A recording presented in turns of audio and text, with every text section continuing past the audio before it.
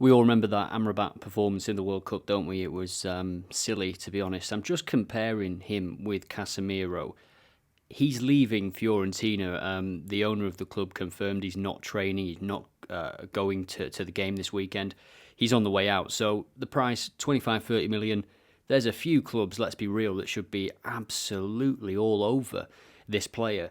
And one of them is Man United. They've looked so open in midfield, struggling to keep the ball, struggling to control games as well, which was a Solskjaer problem. But it seems Ten Hag is having that problem again.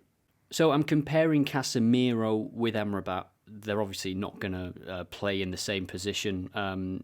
If he signs for Man United, he will play with Casemiro. And you can see that they would complement each other quite nicely. They both commit a lot of fouls.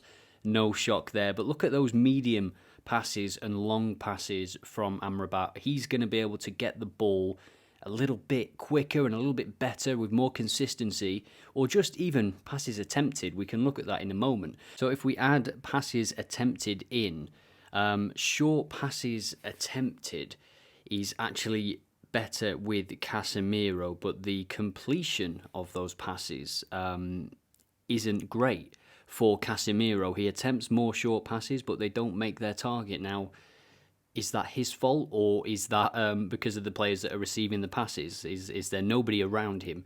Would the player that he obviously would like to pass to be someone like Amrabat?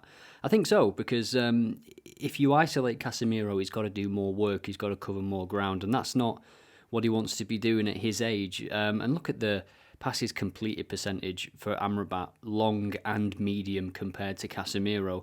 It is pretty special, to be fair, and Liverpool are the other club that I think should be all over this transfer if they're able to get it done.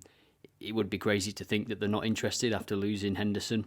Szoboszlai, I think I just murdered that name, to be honest, but he's looked really good in the opening games. His energy in midfield is fantastic. McAllister's going to be playing again against Newcastle because his ban was overturned.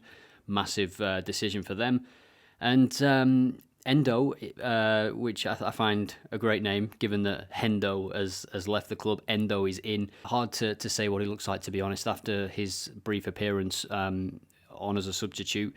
But that will be a big test if he does start against Newcastle. He's 30 though, isn't he? I mean, when I first saw him, he looked so young, but he's 30 years old.